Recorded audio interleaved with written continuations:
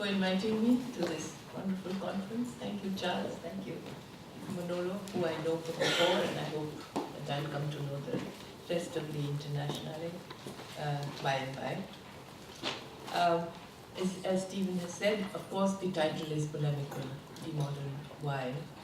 But you must remember that it comes from somebody, from a particular situation, from a particular country and situation and historical moment.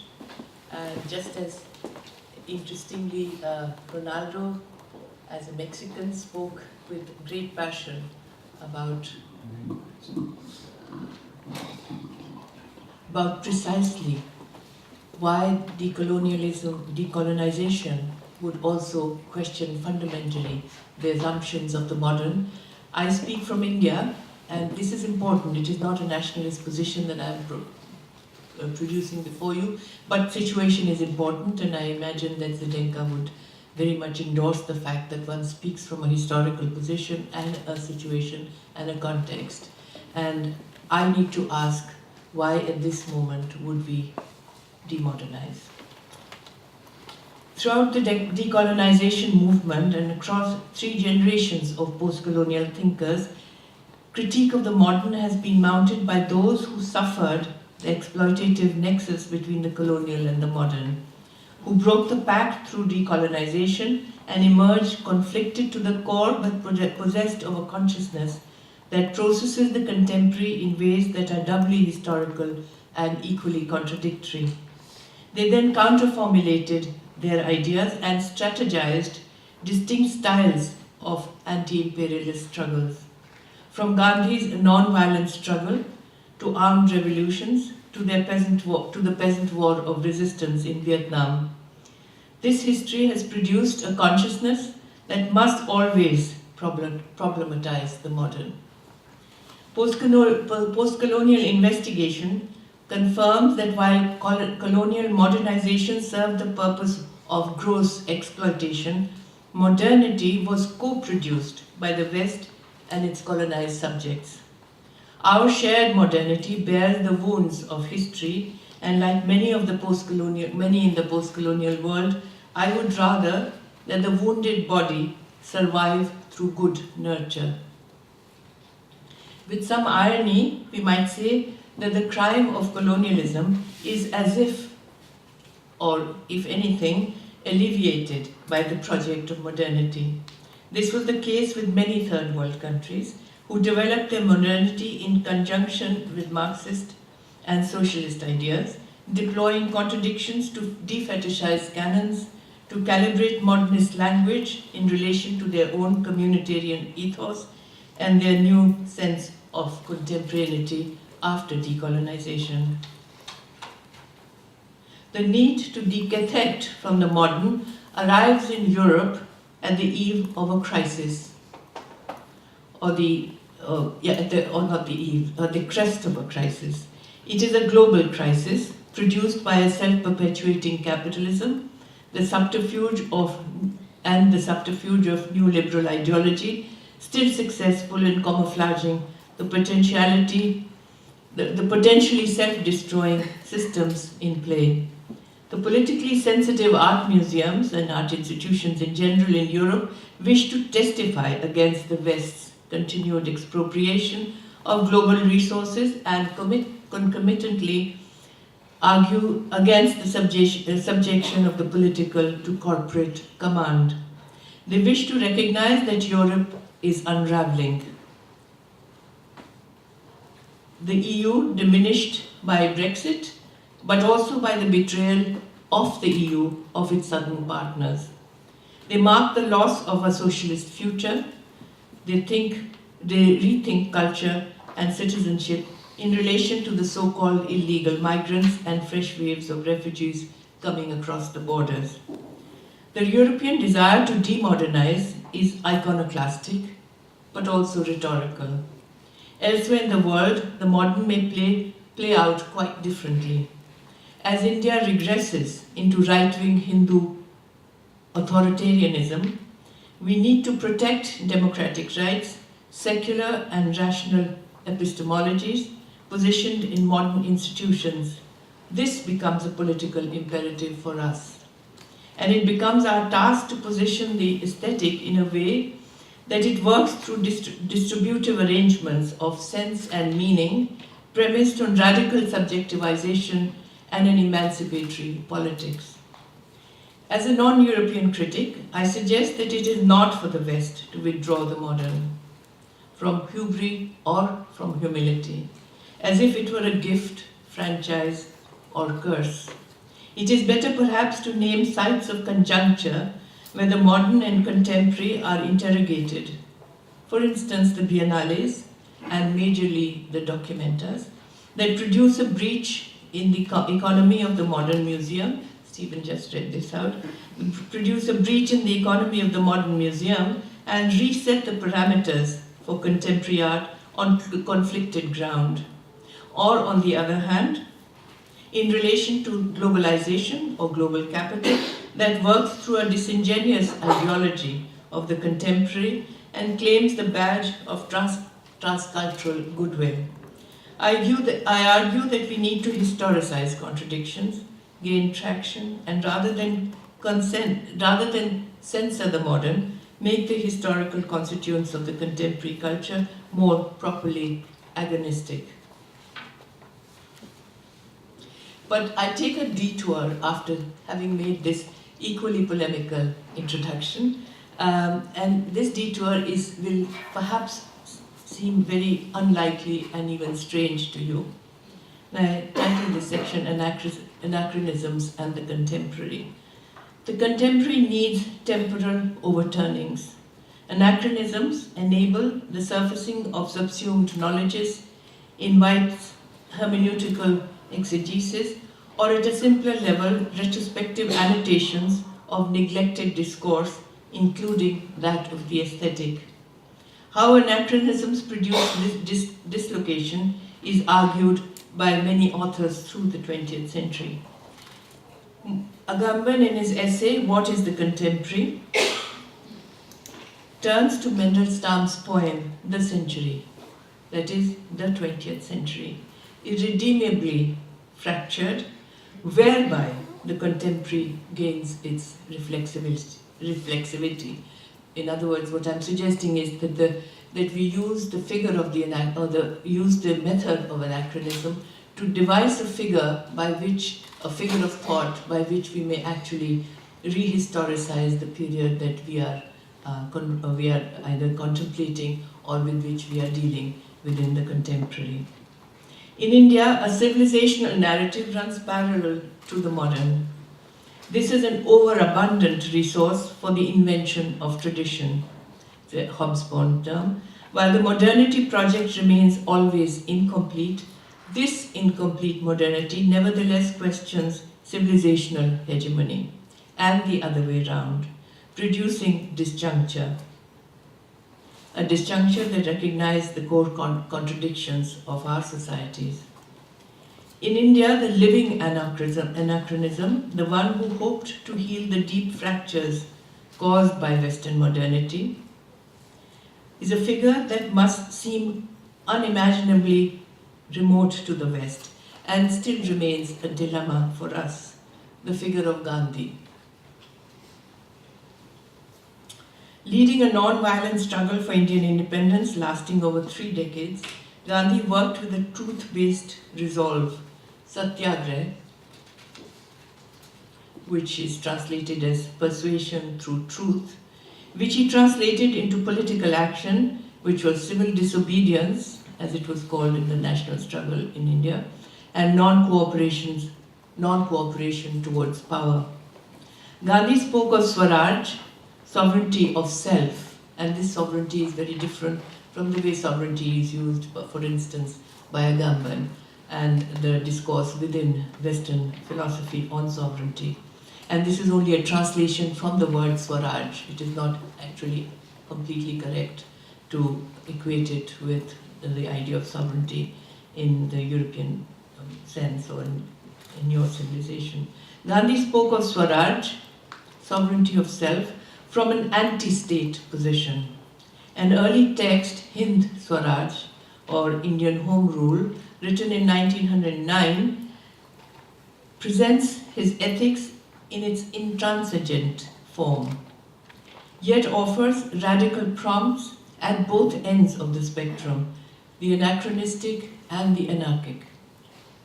Positioned at the heart of the dialogue around the modern, Gandhi argued why India must reject the West's modernity project that has unconscionably betrayed its own best principles. Also reject modernization, which comes with an imperialist imperative, and also reject the formation of a modern industrial nation that willfully exploits natural and human life. He says in Swaraj, machinery is the chief symbol of modern civilization. I'll read it again because it's an extraordinary statement. Machinery is the chief symbol of modern civilization. It represents a great sin. In 1947, the year of Indian independence, when the course of the new nation state, the course that the new nation state would take was beginning to be clear, he said, and this is very just before India gained independence in 1947, a very big task is awaiting my attention. It is being said that India is about to industrialize now. My industrialization will take place in the villages, which means that the spinning wheel will move in every household and every village will produce cloth. As you can see, I'm using Gandhi as a signifier for not the pre-modern, not the demodern, but a contestant of the modern, on grounds which are very much located in the fact that he's fighting imperial power and is now envisioning a nation in the making in which he wants to have no part in the formation of the nation state. He continually opposes the idea of statehood and has declared even before independence that he will be no part of it, but recognizes that this may be necessary. Gandhi argued that our non-violent struggle is based on a realistic understanding, and he was very firm about what he thought was realistic, that our realistic understanding of both democracy and power.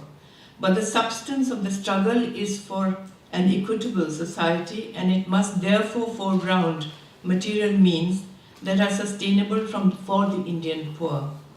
In a different register, one might say the means and relations of production must remain consonant with a peasant society, whereby the demos may be able to forestall and reject the hold of capital. There's a great deal of scholarship which continues to investigate what I call the anachronistic positioning of Gandhi within the discourse of the Indian freedom struggle and the retrospect on him in the formation of the modern nation state.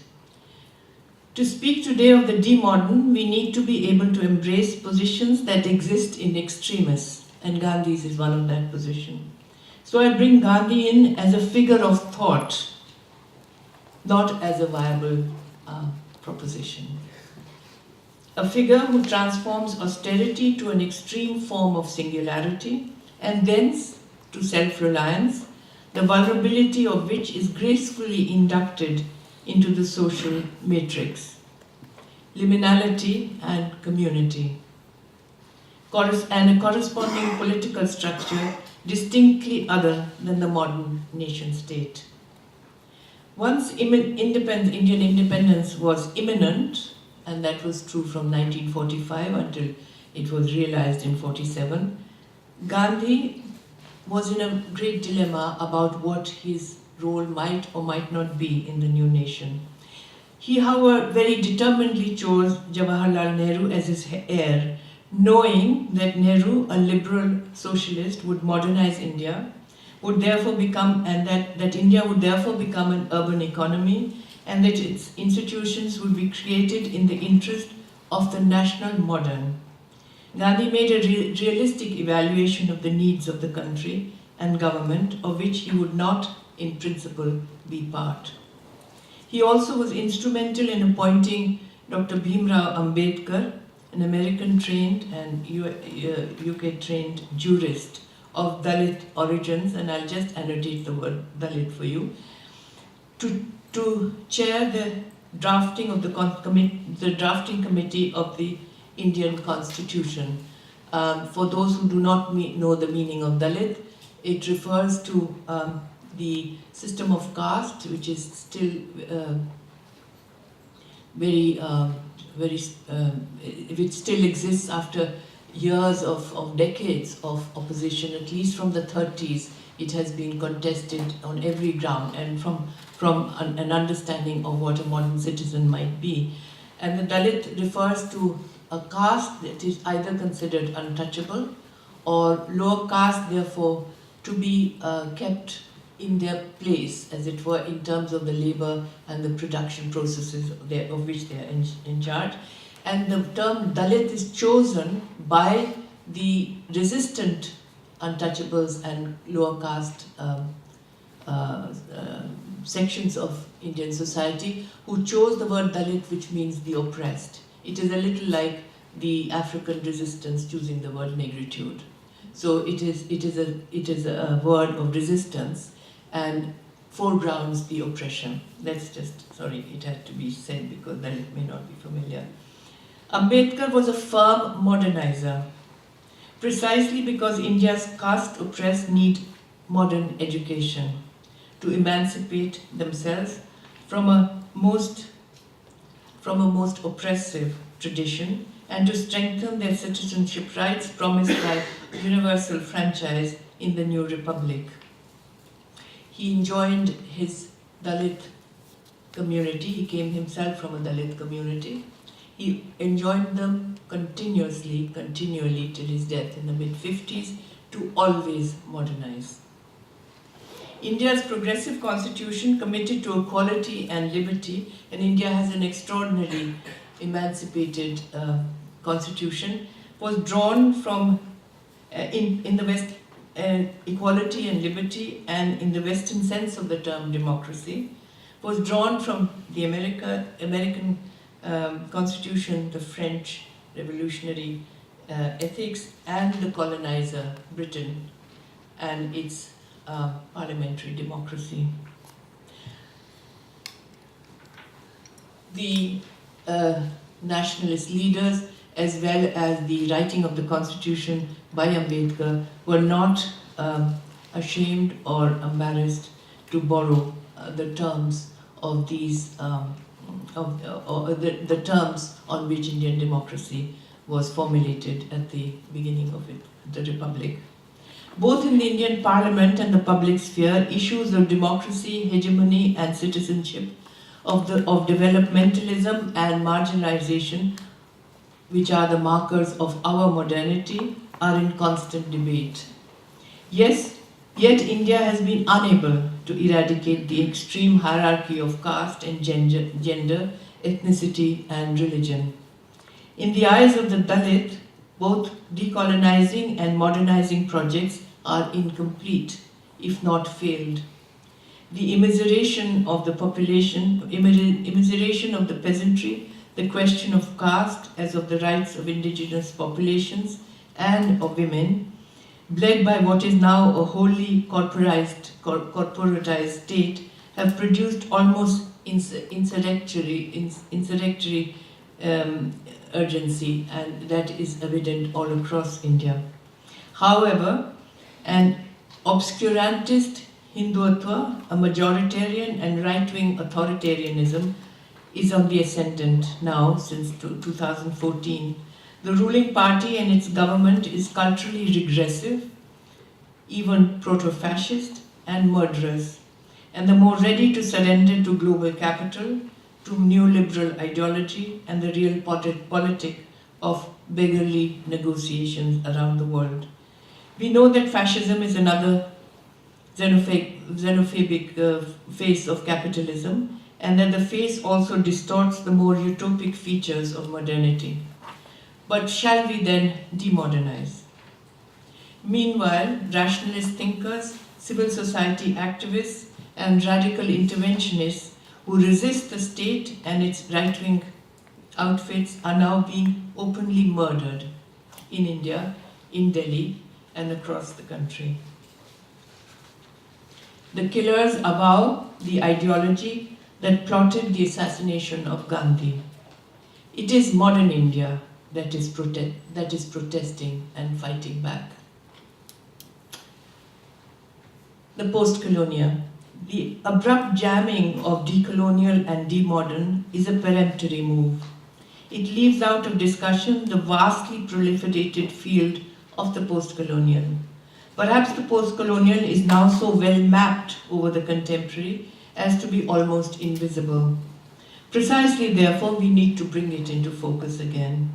Edward Said, Stuart Hall, Gayatri Spivak, Homi Bhabha, Partha Chatterjee, Paul Gilroy, Dipesh Chakravarti, the latter presenting in his book Provincializing Europe, a seductive idea, and which has been much discussed in post-colonial as well as in European discourse. Turning to aesthetic, one of India's most important artists, K.G. Subramanyam, born 1924, died 2015, who followed Gandhi in his commitment to village India, produced a pedagogic discourse which was very widely read and followed and respected in the art world in India.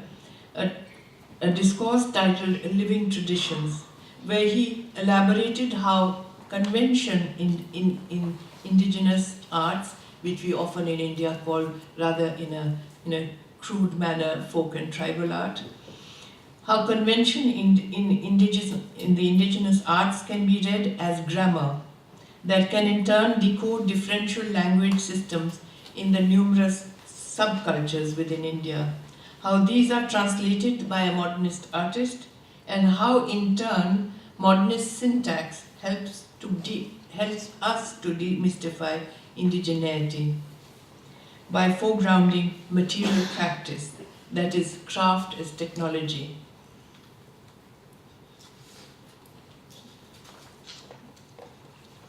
Another artist born 1928, died in 1904, J. Swaminathan, a very close friend of Octavio Paz, ran the course from Marxist to anarchist to indigenous propositions, going beyond peasant culture to tribal life forms. Polemically, he expelled the word modern in relation to art, preferring to use contemporary as a neutral term to undermine the overdetermined paradigm of the modern. Swaminathan, who helped build a remarkable museum complex of contemporary urban and indigenous art in Bhopal, a city in central India, comes close to the idea of strategic and contrary, demodern. Canons in art history, and I will speak now with some images. The canon is a principle of condensed form, a stable and universalized criterion, and an oratoricized concept. Canons in modern art are seen now to be coercive, almost a sin. But they are also transitive and shape-changing specters, to be confronted, overturned, and let be. What in actual fact happens when Charles Esche shows in Van Abbe Museum an exhibition of Lisitsky and Kabakov together, and the Kabakovs together. The canon, as it resides in the name of both these artists, is subtly displaced. The utopian moment is put in relation to a melancholic admission of socialism's failure, but within a paradigm that still favors the enigma in the conjunction, thereby refusing the cheaper exposés that turn utopias into dystopias. Boris Groys suggests that with all his renderings of despair and failure, Kabakov does not declare that failed utopias are poisoned ideology. The socialist project may still contribute more to the future substance of humanity than the disastrous triumph of capital.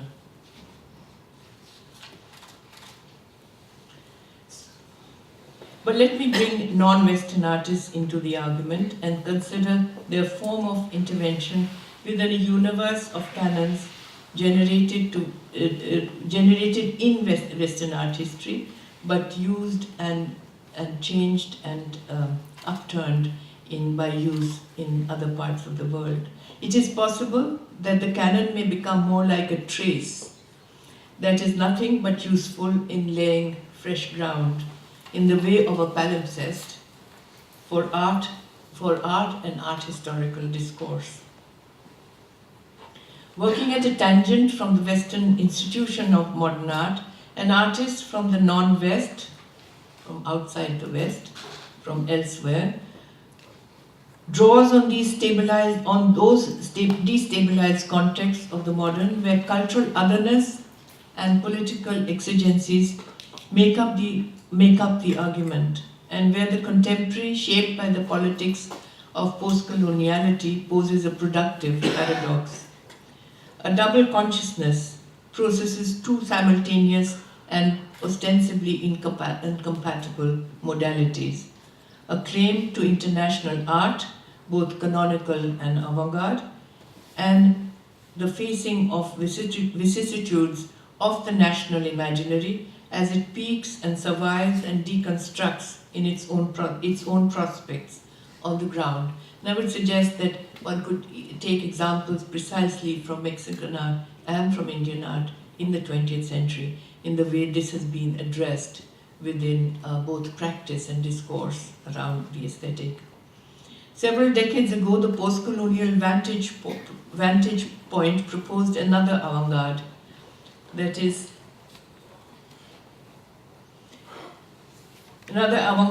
politically responsive and annotates the relationship between art and life within the semantics of existing transforming cultures. Latin American cinema and art practice in Brazil, for instance. And I don't need to speak about these slides, I just want to remind you visually of. And here I deliberately placed one odd image, and odd in terms of the sequence, but not in terms of the argument that I'm making. This is Terracotta by Subramanyam. So just for a moment.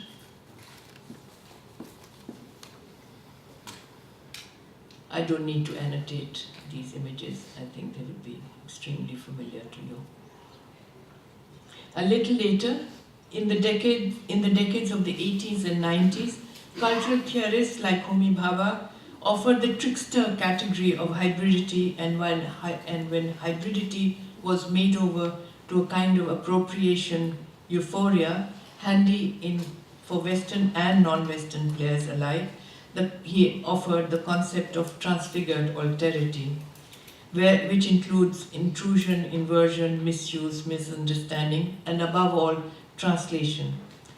So, particularly well theorized by a younger colleague and of Stuart Hall, Sarat Maharaj, as what he called perfidious fidelity of cultural translation. Since then, there is a continual reinvention of cultural linguistic codes, of sign-laden, performative, expositional, and discursive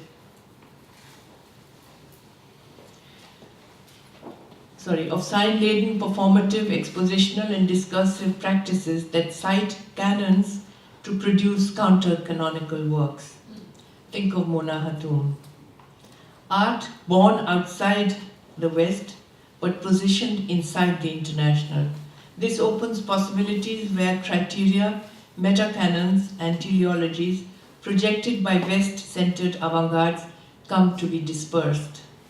In this process of worldwide acculturation, even often stolid disciplines of art history have had to acknowledge an agonistic schema. Like many others, notably Rashid Arain, and I have been a friend of Rashid since the late 70s and been part of Third Text in various ways. I have over the years argued how decolonized internationalism abuts Euro-American hegemony and demonstrates in the punctual moment historical difference. This in turn necessitates a recalibration of the signifying structure deployed by the institution of art and the discipline of art history. There is a voluntary string in turning default situations, like the one that I'm adopting in this argument, a default situation into formal devices, then into discursive categories, and further into parallel intentions, parallel political intentions. But artists and artworks function precisely on that speculative edge. So I extrapolate further. When an artist like Vivan Sundaram says, "I'm a materialist," he means that he tries in his art practice to deal with aspects of materialist history, labor, production, praxis, in the guise of a bricolaire, a figure from modernist art history that may be exceptionally or especially suited to art practices from outside the West. This is an argument that Hal Foster makes on behalf of his scant interest in third world and non-Western art, but he makes it in a patronizing way, he makes it in a condescending way, that maybe the artists from the non-West are able to be bricolaires of the modernist canon. Well, I don't argue like that. I argue in terms of the bricolaire as one who dismantles the object in order to be able to create new coda and new meanings, a new syntax and new meanings.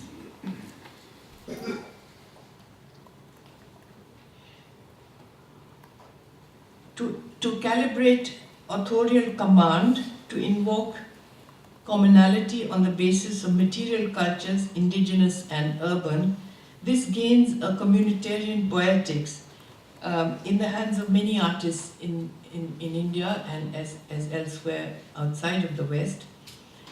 And I show some very quickly, as I'm doing with all the images, some images of the artist Navjot Altaf, who lives in Bombay, but who has worked for half the year, usually across over several decades, in the heart of central India, which is still strongly, well, it has very, very important indigenous populations which are under extreme exploitation of both corporates and the state. The demand that the political artist declare a position, this is Navjot's work, and which she has done often in situ, where she works with, and this is some of the devastated landscape of the lands which the tribal populations occupied and which were their survival environments, which have been destroyed by capitalist incursions. Even as we acknowledge the sovereign command of history and translate diachronicity into an avant-garde, we also allow for the possibility that such formidable calls may prompt artists to position themselves to deliberately position themselves and choose fragility of materials, practice, and meanings. I'm thinking of the artist Sheila Gowda, and I will just show some of the images, which I think make the point. The deliberate choice of materials that are fragile in order to be able to resurrect meanings from what could be considered part of the ongoing communitarian ethos, but which then take on what I would describe very strongly as who contribute and gain from and contribute back to a modernist aesthetic. The radicalism we seek in the contemporary is quizzed in the 21st century. In the 21st century, liberatory rhetoric is rudely set aside, historical consciousness is divested, disinvested, or subsumed, and the antinomies of the contemporary are masked by neoliberal parodies. Can an artist turn the argument the right right the way round and run it on reverse, to cultivate subjectivity, to engage mortality, to figure collapse before attempting reparation and recovery. Very much a project which is very often undertaken by women, feminist artists, and I'm showing the work of Nalini Malani, who draws on, and the point I want to make here is who repositions the time of the now through the use of allegorical understanding of the contemporary. Modern art museums are faced with the transnational and transcultural terrain opened up by the biennales, and on grander scale are radicalized documenters. With the museum sponsorship whether the museum sponsorship comes from the corporate or the state, there is a desire, compulsion, and competition amongst biennales and the museum curators to show in the age of ideological subsumption that art can become a site for praxis. By including a range of participants, the contemporary is sought to be made less hierarchical, defamiliarized, and decentered. Curatorial strategies involve alienation effects as well as communitarian relationships. Biennales have, however, created another terrain for the contemporary. They are staged all over the world, with an impressive number of them situated in the south. Many of these countries do not have a modern museum with collections, curatorial and pedagogic programs. We do not still have a modern museum that we can speak about with any conviction. That is, this huge country, India, does not have a museum of modern art and does not have a platform for contemporary art until very recently, until 2012, when the Kochi Biennale started in the south of India. It is through these biennales that the country, city, and appointed curator proposition the contemporary in a provocative and punctual mode. For the museum, the repositioning, for the museum on the other hand, the repositioning of art history is the major task and requires an epistemic exercise of rereading fetish and value, canon and convention against the grain. The point I would like to make is that let this alternative, even agonistic aspect of cultural manifestation, whether across places and politics or across alternative institutions, remain. When Sao Paulo and Havana represented, what Sao Paulo or Havana represented, what the biennales of Istanbul, Dhaka, Sharjah, Yogyakarta, and Kochi, or the Asia Pacific Triennale and the many biennales in East Asia aspire to, they draw us on these sites draw us into the more theorized category of difference, and this is where perhaps the difference will play out in a more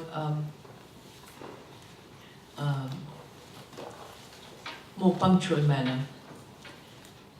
Decolonization in European discourse reflects a need to flush up its presumptions of power and denounce the command of global capital in its runaway avatar of finance capital and the accompanying realpolitik of neoliberal ideology that is hawkish towards territorial upheavals and deficit in civil society norms. Europe's call for decolonization is a way to heed the voice of the demos against capital. This is inspiring. To see the process also by the experience but what we suggest and what is being suggested here and which is part of the dialogue is that this be processed by the experience and intelligence of the South as region, trope, and method. The South as method, there's a discourse called Asia as method, and one might borrow that term. It has been, and I would suggest that it has already been demonstrated for more than a decade, in fact, almost 2 decades, in fact 2 decades. And I would like to quote here Oquien-Wizard's 2002 documenta, which in a sense positioned the post-colonial so centrally into the discourse of modern and contemporary art that we should now be able to take it as an irreversible force within at least the discourse, if not the circulation and distribution of art practice. Decolonized histories and post-colonial mediations, both as imbricated discourses in the modern now define the contemporary, which now, since the beginning of this millennium, we cannot now take this aspect of, or we cannot anymore eschew this aspect. No curator in the world can actually eschew this aspect, and I would signal 2002 Oquie's documenta as a very important moment. I'm at the end now. I want to end with a few unannotated excerpts from an author and her electric book, the late Svetlana Boym's The Off-Modern, published in 2017 as a posthumous publication. It may help me escape my own overdetermined defense of the modern. In the preface, the editor says, Boym's concept of off-modern isn't anti-modern. It is closer to the critical and experimental spirit of modernity. It recovers unforeseen pasts and ventures into the side alleys of modern history, at the margin of error of major philosophical, economic, and technological narratives of modernization and progress. It opens into the modernity of what if, and not only post-industrial modernization as it was. And Svetlana Boym says herself, the off-modern is not post-historical. It constantly engages with unexplored contexts, the politics of specific places and unconventional histories, and histories of what if. It is an exploration in the zigzag thinking of the aesthetic practice, and this is Boym herself, the aesthetic practice that moves beyond the tired option between autonomy and engagement. Such practice of swerve and play remains porous, defying the totalizing aestheticization and mastery of the world, as well as the self-deprecating postmodern simulations. This is a form of playful, if affectionate, perspectivism that informs imagination and judgment, creativity and responsibility. And she concludes this little passage, we don't have to be embarrassed for aesthetic practice. Let it embarrass us instead and catch us off guard. Guard spelled G-A-R-D-E, not so, instead of avant-garde. And I like very much the fact that she says we don't have to be embarrassed for aesthetic practice. Let it embarrass us instead and catch us off guard. We can imagine, and this is again Boym, we can imagine an unconventional archive of those spiral zigzag moves that amount to an alternative archaeology of modern practices. And the word that again I would underline is unconventional archive, an alternative archaeology of modern practices. Concluding a few words, decolonizing art and discourse is essential. The desire to couple decolonizing and demodern is, to my mind, voluntarist. These two, with decolonization, however, do have a certain ring. They make up a manifesto, and manifestos are a declarative form precisely of the modern. It is what the modern upheld, the manifesto. That could be the ground on which we may have comradely dialogue.